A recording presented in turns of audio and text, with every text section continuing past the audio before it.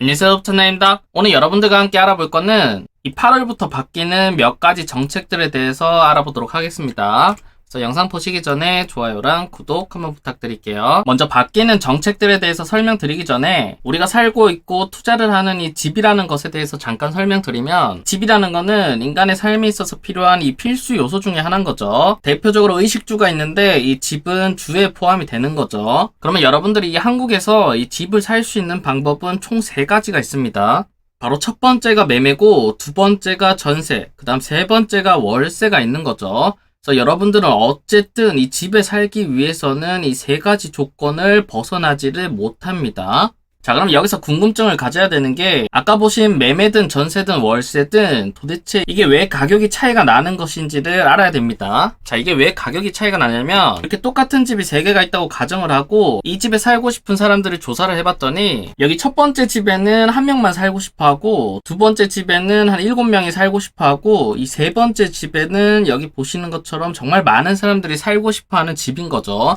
자, 이렇게 되면 이 집의 가격은 어떻게 되냐면, 전부 다 예상하신 것처럼 많은 사람들이 원하는 집이 당연히 가격도 비싸겠죠. 그래서 가격 순위는 당연히 이렇게 될 거고, 부동산에서는 이런 걸 뭐라고 부르냐면 바로 입지라고 부릅니다. 즉, 입지가 높을수록 가격도 높다는 거죠. 그리고 입지가 높다는 말은 어쨌든 여기를 살고 싶어하는 사람들이 많다는 것을 의미하는 거고요. 그래서 정말 간단하게도 입지가 좋아지는, 즉 가치가 높아지는 주택을 찾으면 아까 보신 것처럼 가격이 오르다 보니까 여러분들의 자산을 증식시킬 수가 있는 거죠. 그러면 여기서 이 가치는 뭐냐면 여러 가지가 있겠죠. 첫 번째는 일자리가 있겠죠. 일자리가 풍부하면 당연히 사람들이 많이 몰리기 때문에 가치가 높아지고, 두 번째는 부동산에서 빼놓을 수 없는 교통도 있겠고, 세 번째로는 이제 주변 인프라들도 있겠죠. 백화점이나 아니면 병원, 그 다음 생활 편의 시설들이 많은 곳들이 당연히 가치가 높은 거고, 그 다음 이런 것과 별개로 재건축과 재개발 사업도 이 아파트 자체의 가치를 높여주기 때문에 가치가 높아지는 주택이 가격이 높아진다라고 알고 계시면 될 것 같아요. 자, 그러면 또 여기서 입지별로 가격이 차이가 나는 거는 이제 알겠는데, 그러면 왜 시간이 지날수록 이 아파트 가격이 오르는 것이냐 라는 거에 대해서 한번 살펴보면, 이 집이라는 것에 이 인플레이션이 포함되면서 시간이 지날수록 가격이 오르는 겁니다. 뭐 이거는 집뿐만 아니라 여러분이 사용하고 있는 생필품도 그렇고 여러분들이 사용하고 있는 모든 물품이 전부 다 똑같은 거죠. 그러면 인플레이션에 따른 가격 차이를 보시면, 지금 첫 번째는 잠실주공 5단지고 두 번째는 레미안 월곡이라는 강북에 있는 아파트입니다. 그리고 당연히 여기 2개 단지 같은 경우는 입지적으로 당연히 차이가 있는 거죠. 입지적으로만 따지면 여기 잠실주공 5단지가 강북보다는 입지가 좋은 거고, 그렇기 때문에 처음 시작하는 금액도 가격이 당연히 다른 거죠. 강북은 4억부터 시작하고 잠실은 2006년도에 10억부터 시작을 하네요. 근데 여러분들이 여기 가격 변화의 그래프를 보시면 정말 소름 돋게도 똑같이 생겼죠. 지금 여기 부분은 조금 올라갔다가 내려갔다가 이렇게 내려가다가 한 2012년도를 저점으로 해서 계속해서 상승하는 그래프를 여기 잠실주공도 똑같이 보여주고 있습니다. 지금 이렇게 그래프가 똑같은 이유가 바로 이 인플레이션 때문이다 라고 알고 계시면 될 것 같아요. 지금 이 그래프는 여기 아파트들 뿐만 아니라 어느 아파트를 찍어봐도 전부 다 동일한 그래프를 보실 수가 있을 겁니다. 그리고 여러분들이 기억하시는 분들은 기억하시겠지만, 이 2008년도부터 거의 2013년까지 지금 여기 구간이죠. 이때 당시에 집을 사는 사람이 있으면 주변에서 거의 미친놈 소리 들었습니다.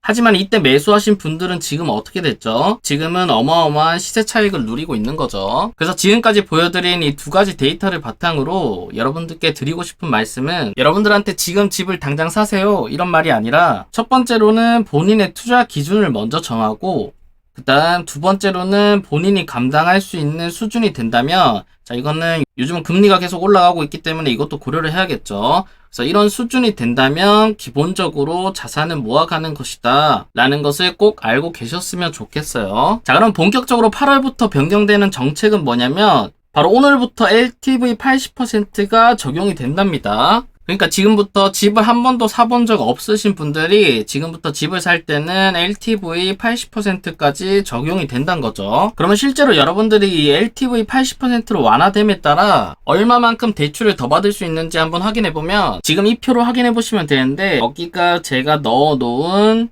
생애 최초 80% LTV 가격입니다. 그래서 만약 8억짜리 집을 여러분들이 산다라고 가정을 했을 때는 기존에 이게 만약 투기 과열 지구에 있다면 여러분들이 대출할 수 있는 금액은 3.2억 원 밖에 되지 않습니다. 즉 여러분들 필요 금액이 4.8억이나 있어야 되는 거죠. 그리고 여러분들이 서민 실수요자라고 할지라도 대출이 4억까지밖에 안 나오기 때문에 나머지 4억이란 돈이 필요했고, 자, 조정 대상 지역도 대출 한도가 4억까지밖에 안 나왔습니다. 그리고 비조정 대상 지역이라 할지라도 70%이기 때문에 5.6억까지밖에 안 나왔죠.